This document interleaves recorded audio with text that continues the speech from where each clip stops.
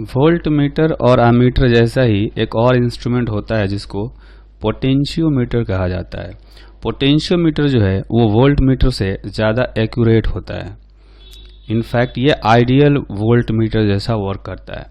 कैसे करता है, इसका वर्किंग और कंस्ट्रक्शन जो है हम लोग अभी समझेंगे। इसमें आप देखेंगे हमने एक फिगर बनाया है और इस फिगर में नीचे की तरफ एक थिक वायर दिखाया गया है ना। ये जो वायर है ये यूनिफॉर्म वायर होता है, यूनिफॉर्म वायर होता है जिसको कि पोटेंशियोमीटर वायर कहा जाता है। Potentiometer wire.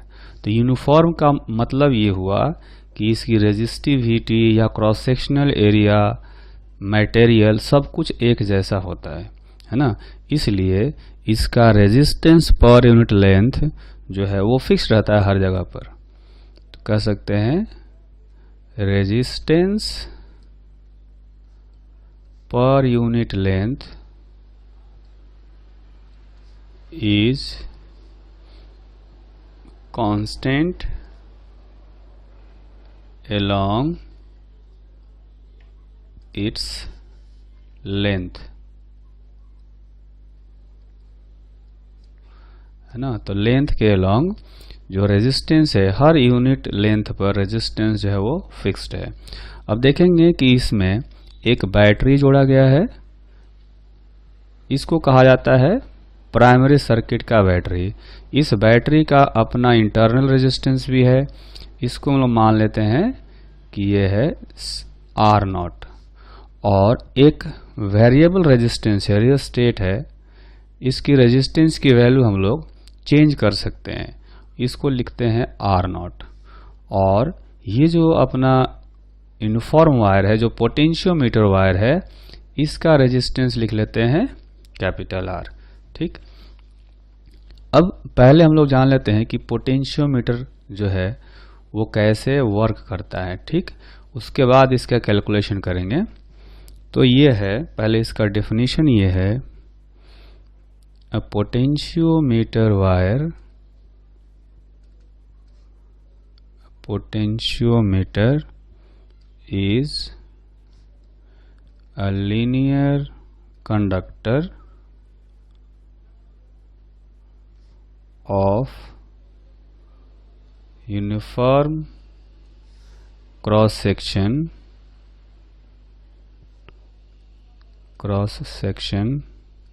with steady current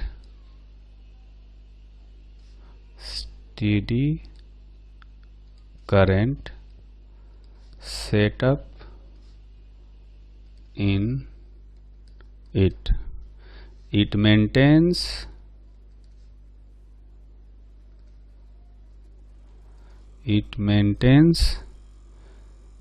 a uniform potential gradient,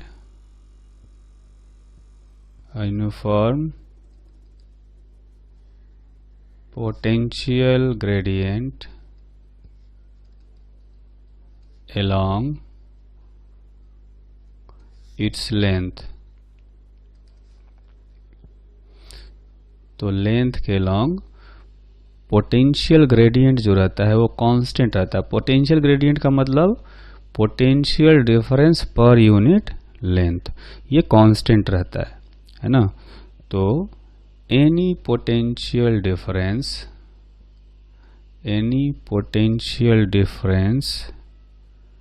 smaller than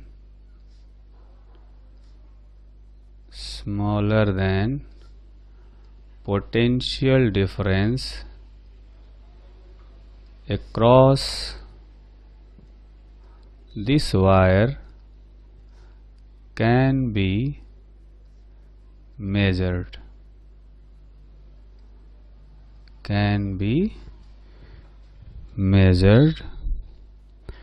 तो ये इसका मतलब हो गया, है ना।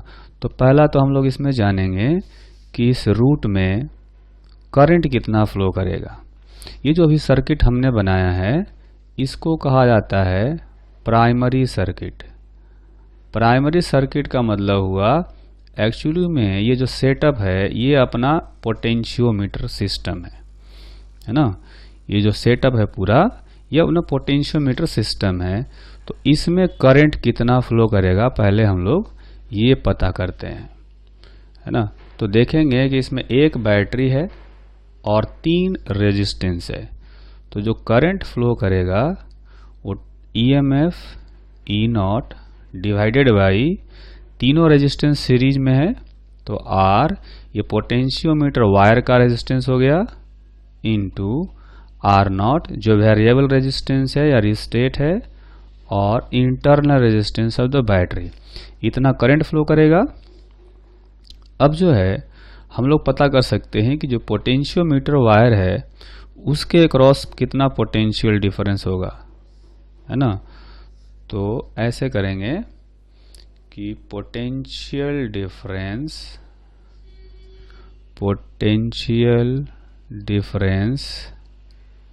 अक्रॉस पोटेंशियोमीटर वायर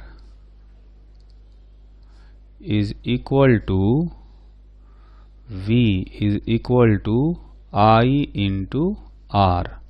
ठीक है, तो जो वायर है उसका रेजिस्टेंस, ये थिक वायर जो दिखाया गया है यहाँ से यहाँ तक हम लोग इसकी बात कर रहे हैं। तो इसके अक्रॉस जो पोटेंशियल डिफरेंस आएगा वो आएगा I इंटू R, यानी कि I का अगर वैल्यू रख दें E0 divided by R plus R0 into R, तो कुल मिलाकर के ये हो गया पोटेंशियल डिफरेंस। उसके बाद पोटेंशियल ग्रेडियंट जो होता है इसको कहा जाता है potential difference per unit length of potentiometer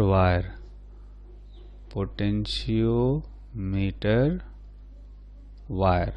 ठीक है, तो पोटेंशियल ग्रेडियंट को हम लोग x से डिनोट करते हैं, तो ये हो जाएगा V divided by total length L।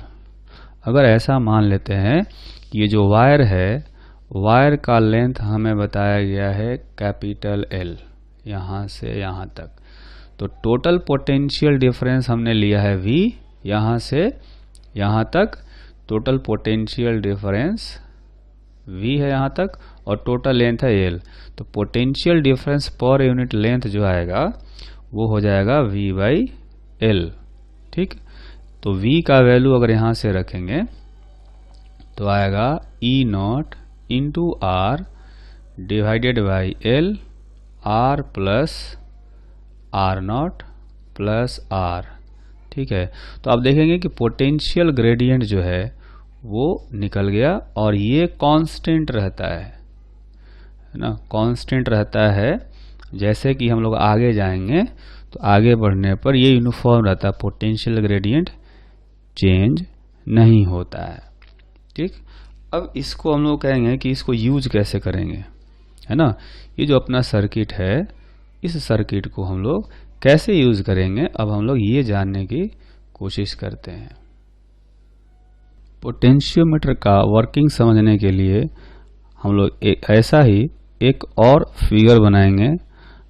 आप देखेंगे कि हमने यहाँ एक फिगर बनाया हुआ है, तो इसमें ये जो सर्किट हमने दिखाया इसको कहा जाता है प्राइमरी सर्किट, है ना। ये हो गया प्राइमरी सर्किट। और एक सेकेंडरी सर्किट होता है जिसके किसी भी 2 पॉइंट के अक्रॉस हमें पोटेंशियल डिफरेंस कैलकुलेट करना होता है। तो ये जो हम लोग अभी बनाने जा रहे हैं ये है सेकेंडरी सर्किट।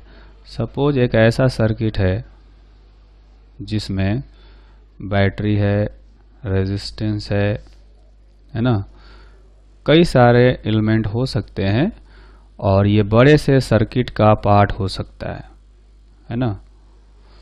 तो मान लेते हैं ये सेकेंडरी सर्किट है। अब इस सेकेंडरी सर्किट में कोई भी दो पॉइंट ले लेते हैं, जैसे ये हो गया पॉइंट ए और ये हो गया पॉइंट बी। ये दो पॉइंट के बीच हमें पोटेंशियल डिफरेंस कैलकुलेट करना होता है। ठीक, तो यहाँ से ये जो प्राइमरी सर्किट है, यहाँ से एक वायर निकलता है। ठीक, और एक ऐसा स्लाइडर होता है जिससे कि गैल्वेनोमीटर जुड़ा होता है ना। ये स्लाइडर को पोटेंशियोमीटर वायर पर स्लाइड किया जा सकता है, खिसकाया जा सकता है यहाँ से लेकर के इधर तक। ठीक, अब ये गैल्वेनोमीटर वाला जो स्लाइडर है इसको पॉइंट बी से जोड़ देंगे और इधर वाला जो पॉइंट है इसको हम लोग ए से जोड़ देंगे। ठीक है, तो आप देखेंगे कि मान लेते हैं ये जो पॉइंट है ये है P और ये है पॉइंट Q। ठीक, तो जैसे ही A और B के बीच में जोड़ा जाता है इस पोटेंशियोमीटर को, तो इस गैल्वेनोमीटर से होकर के करंट फ्लो करता है।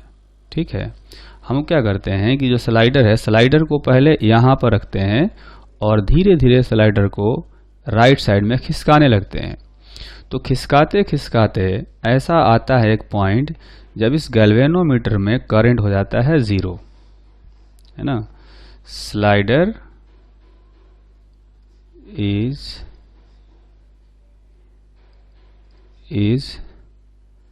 slightly moved so that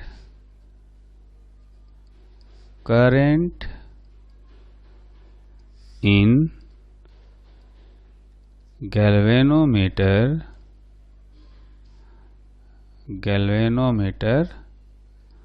becomes 0. This state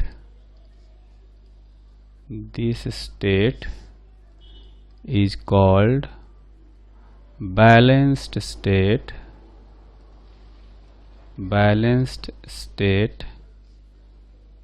and the length L। यहाँ पर L लेंथ क्या होगा, जब मान लेते हैं कि करंट इसमें हो गया 0, है ना। जब करंट 0 हो जाएगा उस इंस्टेंट पर ये पोटेंशियोमीटर वायर का लेंथ हम लोग मेजर कर लेंगे। ये लेंथ यहाँ से पॉइंट P से यहाँ तक, जहाँ तक स्लाइडर आकर के रुका है, जहाँ पर करंट 0 हुआ है, तो ये जो लेंथ L है उसको बैलेंस लेंथ कहा जाता है। And the length L is called balanced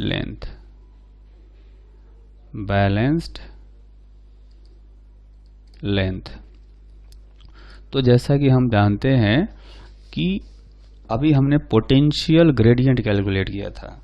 potential gradient जो आया था,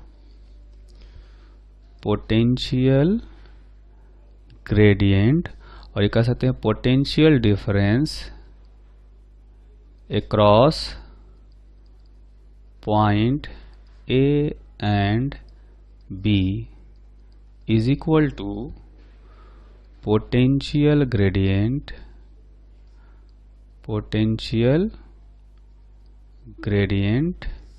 into balanced length।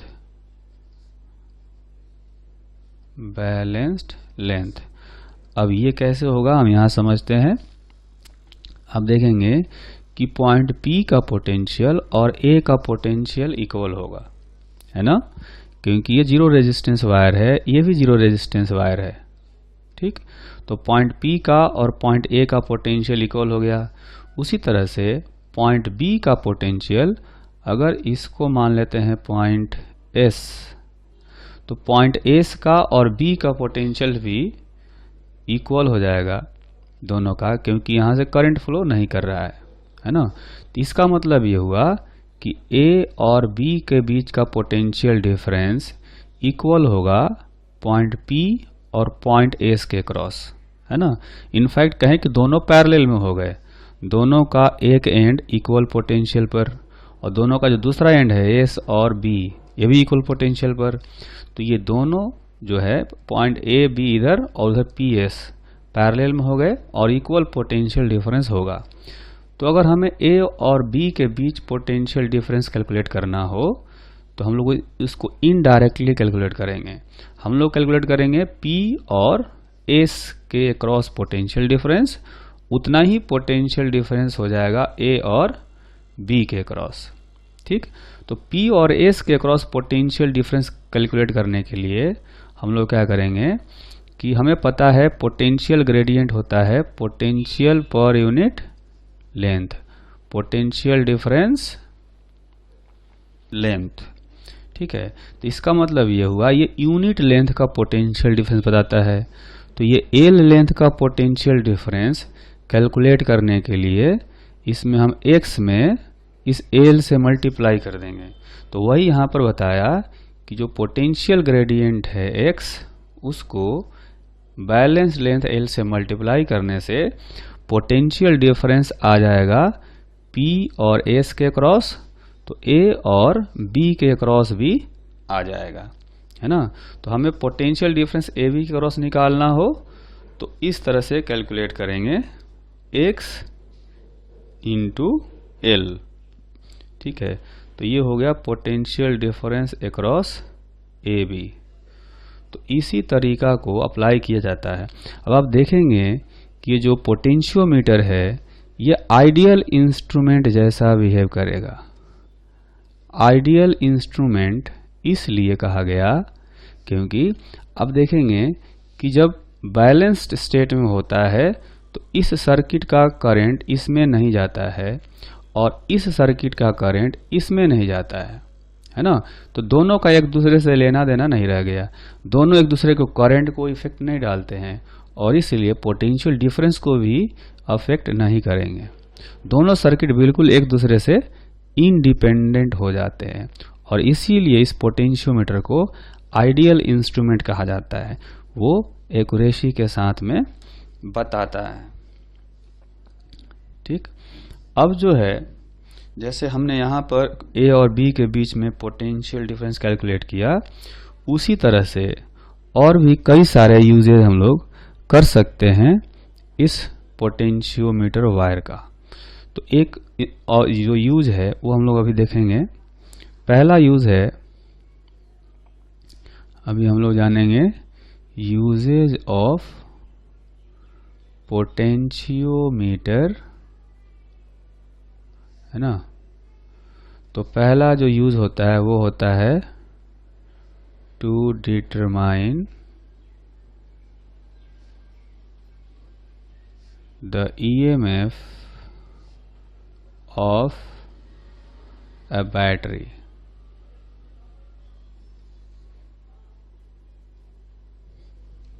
EMF determine करने के लिए हमने यहाँ पर प्राइमरी सर्किट बनाया है। ये प्राइमरी सर्किट हो गया और सेकेंडरी सर्किट में वो बैटरी लगाया जाएगा जिसका EMF हमें कैलकुलेट करना है। ठीक है, मान लेते हैं ये बैटरी है जिसका EMF E हमें फाइंड करना है, ये अननोन है, इसका इंटरनल रेजिस्टेंस है R। तो हम क्या करेंगे कि इस बैटरी को प्राइमरी सर्किट से जोड़ेंगे, है ना। इस तरह से हमने जोड़ दिया, ये हो गया पॉइंट A और इसका दूसरा पॉइंट B जो है उसको गैल्वेनोमीटर और स्लाइडर दोनों से जोड़ेंगे। तो स्लाइडर जो है वो यहाँ पर कुछ आया जब ये बैलेंस स्टेट में है ना। तो बैलेंस स्टेट में हम लोग ये लेंथ मेजर कर सकते हैं, है ना। इसको यहाँ से स्लाइडर को खिसकाएंगे, खिसकाते खिसकाते जब इसमें करंट 0 हो जाएगा तो वहाँ रुक जाएंगे, ये लेंथ मेजर कर लेंगे। ठीक, अब देखेंगे कि जब यहाँ पर बैलेंस स्टेट होगा तो इसमें कोई करंट फ्लो नहीं करेगा, इसमें भी कोई करंट फ्लो नहीं करेगा। यानी जो पोटेंशियल डिफरेंस यहाँ पर होगा वो सिर्फ बैटरी का EMF के क्रॉस होगा। यहाँ का पोटेंशियल डिफरेंस IR 0 होगा क्योंकि I है ही नहीं, है ना। जब I नहीं है इसका मतलब ये हुआ कि जो भी पोटेंशियल डिफरेंस ए और बी के बीच में आएगा वो सिर्फ इसके ईएमएफ को ही बताएगा, है ना। तो EMF of battery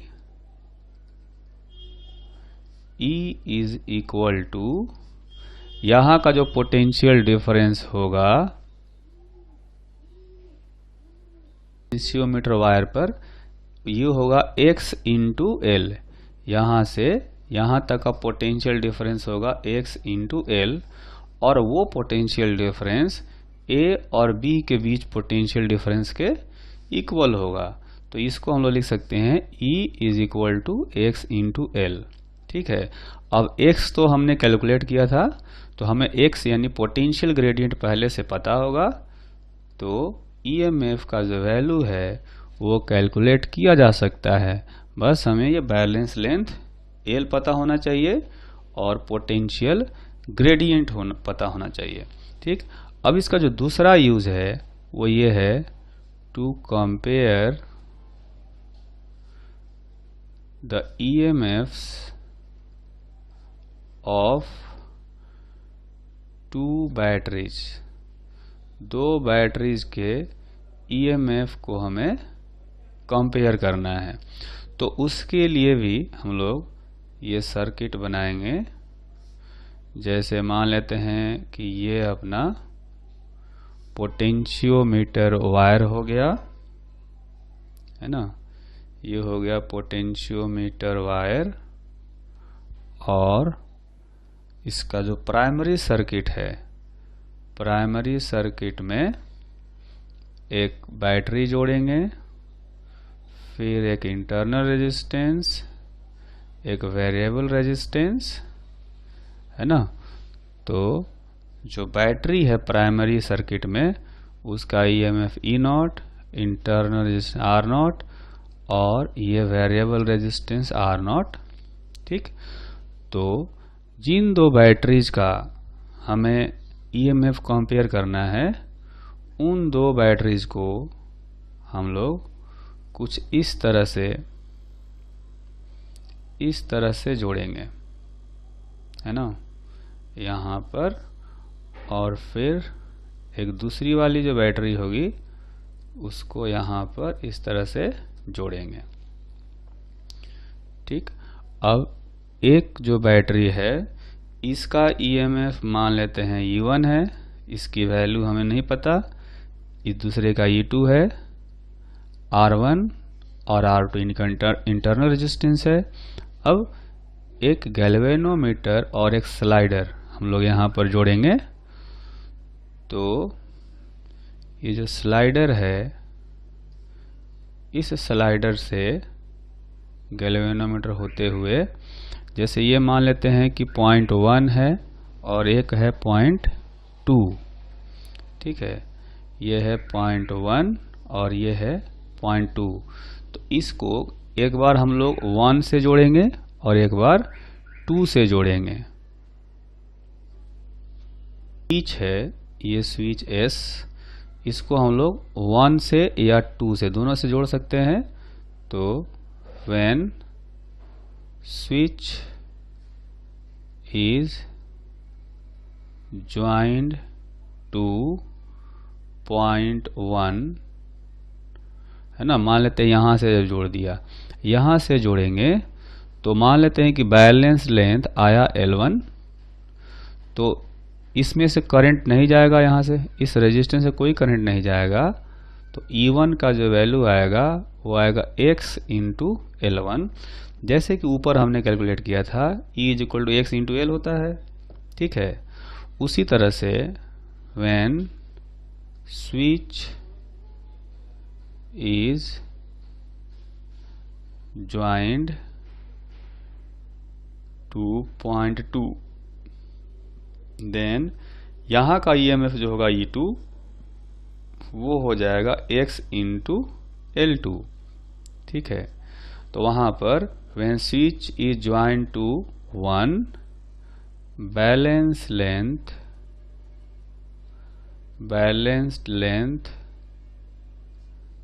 is L1। तो E1 आ जाएगा XL1 के इक्वल, और when switch is join to point 2 then balanced length is L2। तो जब बैलेंस लेंथ L2 होगा तो E2 का वैल्यू निकाल लेंगे x इंटू L2 से। ठीक है, तो अपने पास दो इक्वेशन आ गए, एक इक्वेशन आया ये 1 और दूसरा इक्वेशन ये आया 2। अब अगर इन दोनों को सोल्व किया जाए, यानी E2 by E1 is equal to L2 by L1, x cancel हो जाएगा क्योंकि x तो सेम रहेगा, कांस्टेंट रहेगा। तो इस तरह से दोनों बैटरीज का EMF का रेशियो जो है वो हम लोग कैलकुलेट कर सकते हैं।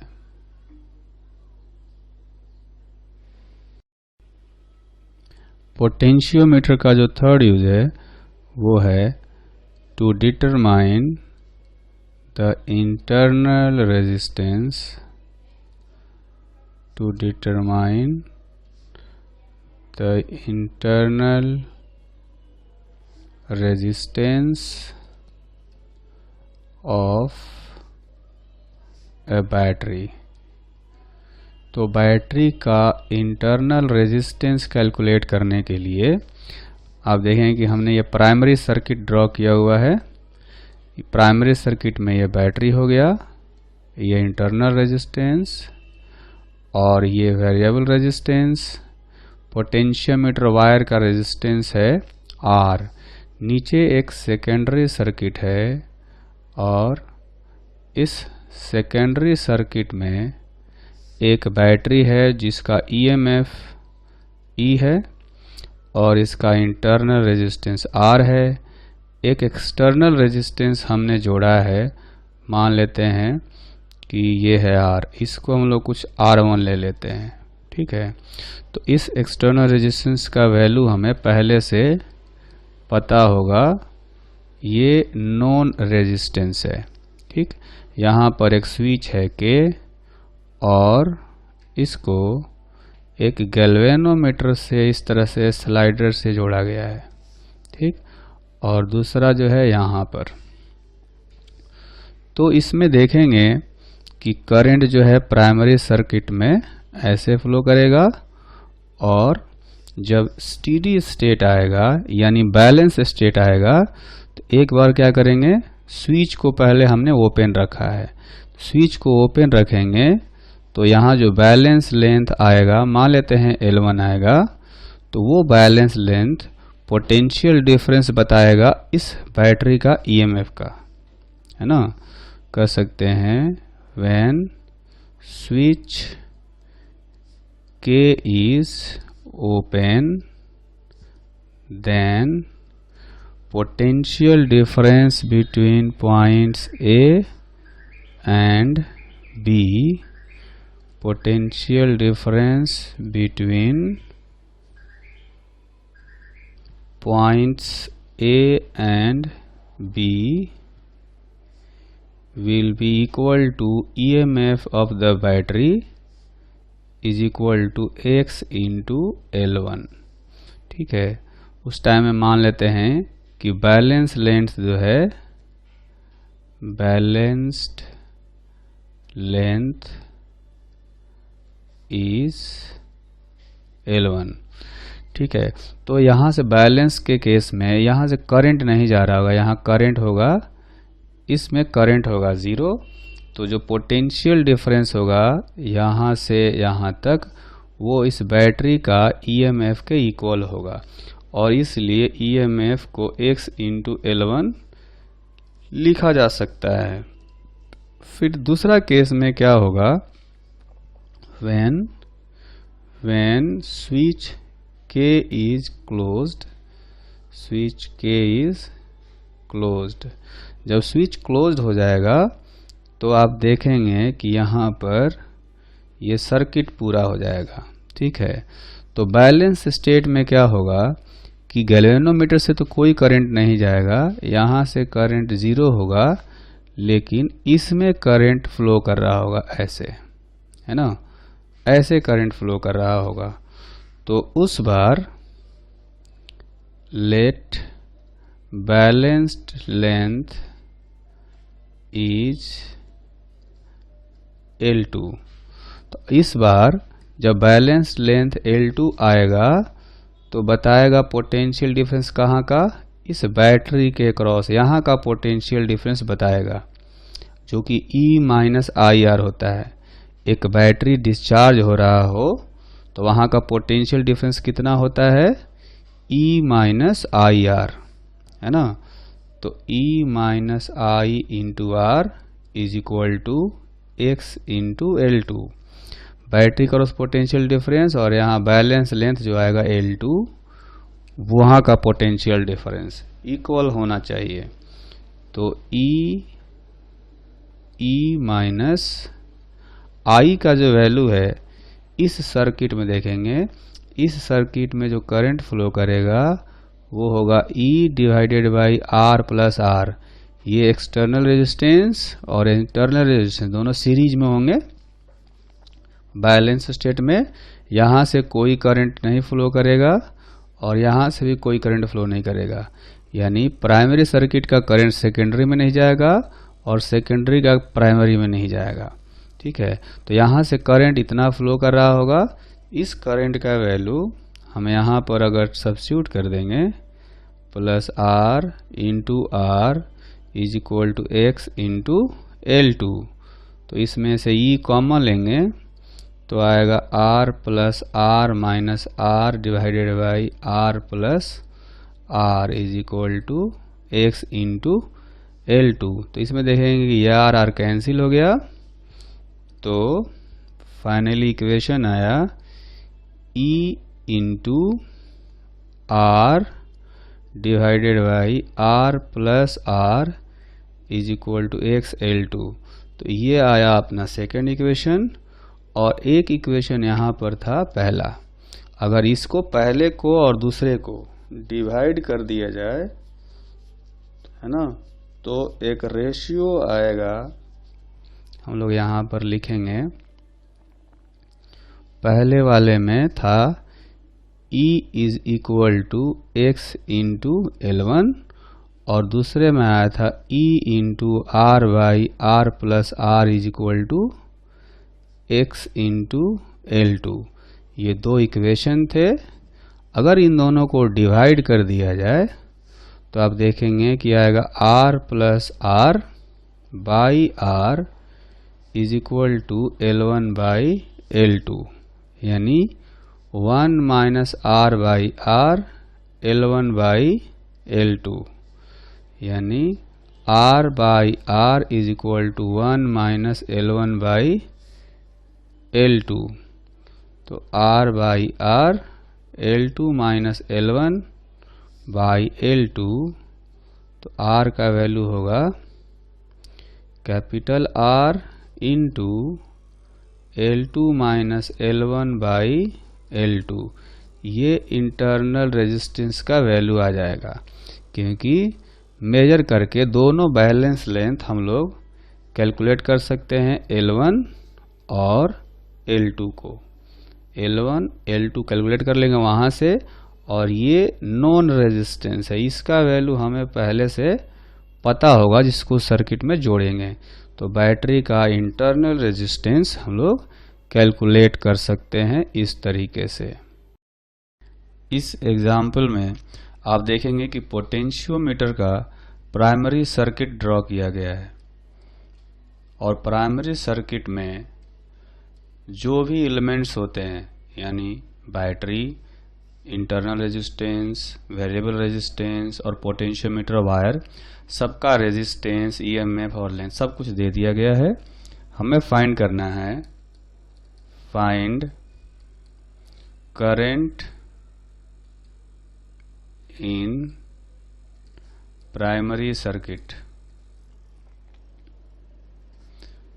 प्राइमरी सर्किट, और जो सेकेंड पार्ट है क्वेश्चन का उसमें पूछा गया है potential difference across potentiometer wire AB।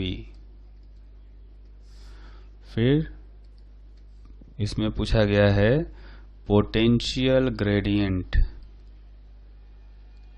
Potential gradient along length of wire. और फोर्थ पूछा गया है मैक्सिमम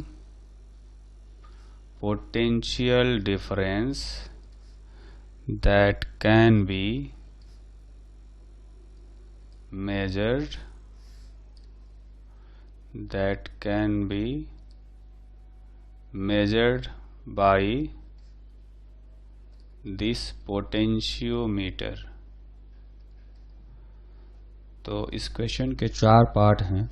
पहला पार्ट हम लोग सोल्व करते हैं। इसमें तो करंट निकालना हो तो करंट निकालने के लिए इस सर्किट में देखेंगे कि एक ही बैटरी है 2 वोल्ट की और बाकी 3 रेजिस्टेंस है। तीनों रेजिस्टेंस सीरीज में है तो जोड़ेंगे 10 वोल्ट, 10 ओम, 1 ओम और 20 ओम। ये टोटल हो गए 31 ओम। तो करंट जो होगा वो होगा E not divided by R plus R not plus R not. तो ये 2 वोल्ट का बैटरी है डिवाइडेड बाई ये 10 प्लस 20 प्लस 1 यानी 2/31 एम्पियर। इतना एम्पियर का करंट फ्लो करेगा।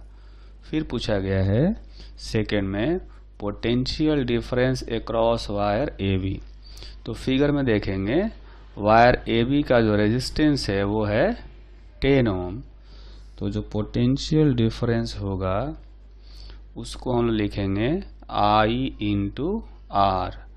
I आया है 2/31 और R का वैल्यू है 10 ओम, मतलब 20/31 वोल्ट। इतना पोटेंशियल डिफरेंस आएगा पॉइंट A और पॉइंट B के बीच में। फिर थर्ड क्वेश्चन पूछा गया पोटेंशियल ग्रेडियंट। तो पोटेंशियल ग्रेडियंट का मतलब होता है potential difference per unit length. ठीक है, तो इसको हम लोग X से डिनोट कर सकते हैं पोटेंशियल डिफरेंस बाई लेंथ। तो पोटेंशियल डिफरेंस जो है वो वायर A और B, AB वायर जो है उसके अक्रॉस पोटेंशियल डिफरेंस अभी हमने कैलकुलेट किया है, ये है 20/31 और लेंथ दिया गया है टोटल। आप देखेंगे 10 मीटर का लेंथ दिया गया तो 10 से डिवाइड कर देंगे तो आया 2/31 वोल्ट पर मीटर, मतलब 1 मीटर का पोटेंशियल डिफरेंस जो है वो 2/31 वोल्ट है। ठीक, और क्वेश्चन का जो फोर्थ पार्ट है उसमें हमसे पूछा गया है कि find maximum potential difference that can be measured by this potentiometer. तो पोटेंशियोमीटर जो है ये आप देखेंगे कि इससे हम लोग हमेशा 2 पॉइंट्स P और Q के बीच का पोटेंशियल डिफरेंस मेजर करते थे, इनके बीच का। तो पॉइंट P को कहीं ना कहीं A से जोड़ा जाता था और Q को बीच में कहीं जोड़ा जाता था। तो जो बैलेंस लेंथ आता था यहाँ से यहाँ तक, तो बैलेंस लेंथ के क्रॉस जो पोटेंशियल डिफरेंस आता था वही P और Q के अक्रॉस पोटेंशियल डिफरेंस होता था। तो हम लोग ज़्यादा से ज़्यादा बैलेंस लेंथ कितना रख सकते हैं, जितना कि A और B के बीच का लेंथ है, पूरा पोटेंशियोमीटर वायर का जो लेंथ है। तो पोटेंशियोमीटर वायर के क्रॉस जो भी पोटेंशियल डिफरेंस होगा उतना ही P और Q के बीच का पोटेंशियल डिफरेंस ज़्यादा से ज़्यादा हो सकता है ना। तो यूँ कहा जा सकता है कि हम लोग जो इस पोटेंशियोमीटर से पोटेंशियल डिफरेंस मेजर कर सकते हैं वो पॉइंट A और B के क्रॉस जो पोटेंशियल डिफरेंस होगा उतना ही मेजर कर सकते हैं। तो ये कहा जा सकता है कि maximum potential difference that can be measured by this potentiometer is equal to potential difference between points A and B, and this value is equal to 20/31 volt, जो कि आप देखेंगे हमने यहाँ पर मेजर किया हुआ है 20/31 volt.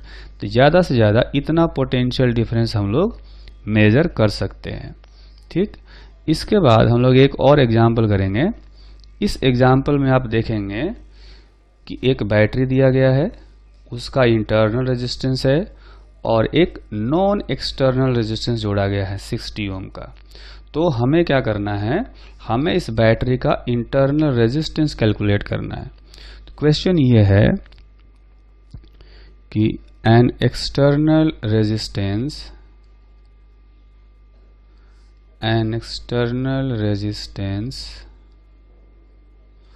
of 60 ohm is used to determine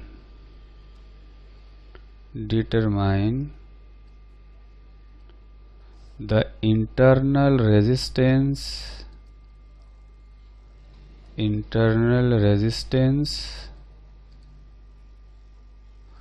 of a battery when key is closed,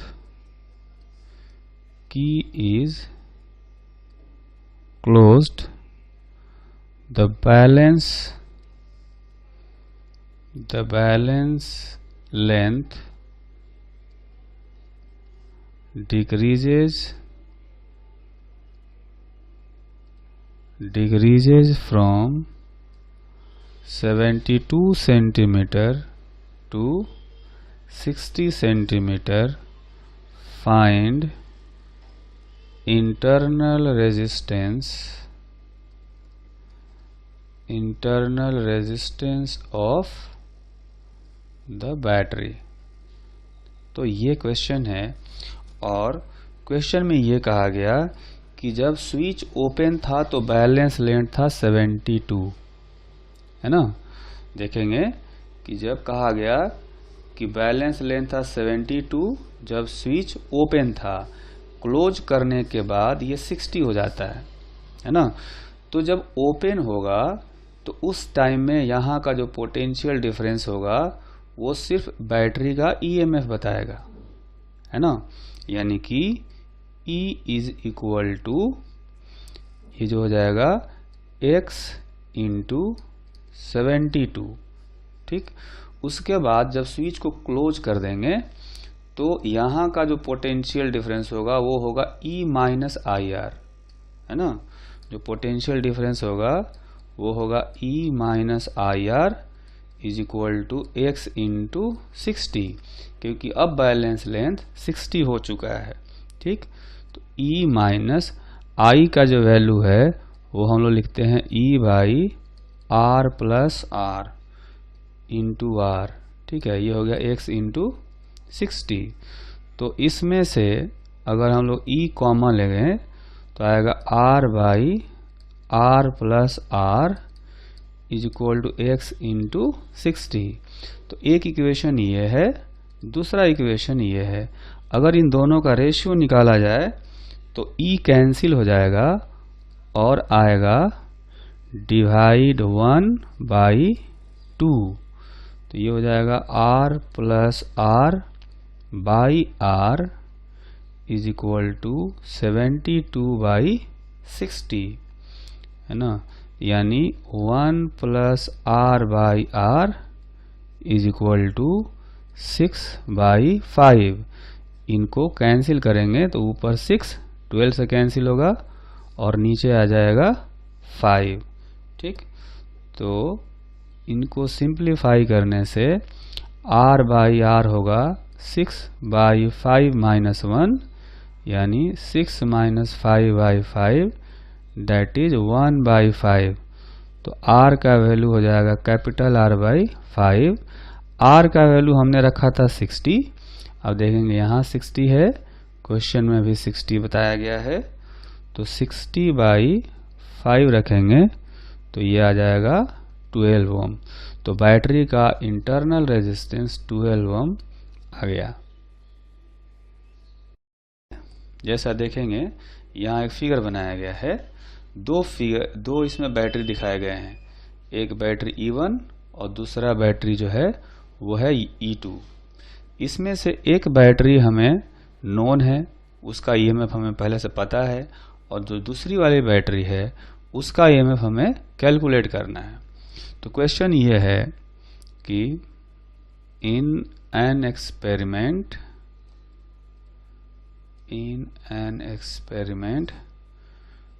to determine the EMF of an unknown cell, its EMF is compared with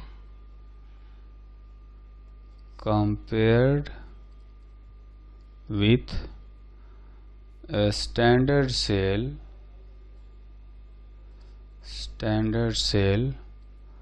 of EMF 1.12 volt. The balance point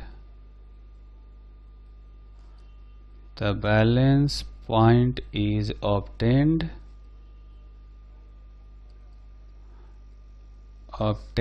at 56 centimeter with standard cell and 80 centimeter with unknown cell.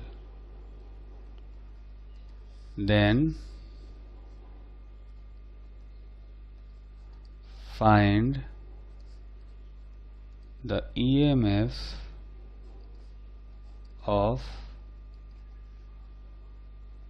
Unknown cell, है ना। तो जो unknown cell है उसका EMF हमें calculate करने के लिए कहा गया। तो जब E1 वाला बैटरी, जब पहला बैटरी जो था उससे कनेक्ट किया गया तो बैलेंस लेंथ आया था L1, यानी E1 is equal to x into L1 लिख सकते हैं। और जब दूसरी वाले बैटरी का बैलेंस लेंथ खोजा गया तो आया L2, यानी x इंटू L2 इसको लिख सकते हैं। तो अगर इन दोनों को सोल्व किया जाए, E2 by E1 is equal to L2 by L1। Question में L2 जो है 80 सेंटीमीटर विथ अननोन सेल ऐसा बताया गया। तो जो अननोन सेल है वो है E2, ये अननोन है तो उसके लिए बैलेंस लेंथ L2 लेंगे 80 डिवाइडेड बाई ये E1 जो है नॉन बैटरी है, स्टैंडर्ड बैटरी है जिसका वैल्यू 1.12 वोल्ट दिया गया है और उसका बैलेंस लेंथ 56 सेंटीमीटर बताया गया है, यहाँ पर देखेंगे, है ना। तो यहाँ से अगर रेशियो निकाला जाए तो E2 का वैल्यू आएगा 1.12 इंटू 80/56। तो इसकी जो वैल्यू आएगी वो आएगी 1.6 वोल्ट, यानी जो अननोन बैटरी था उसका EMF 1.6 वोल्ट का था।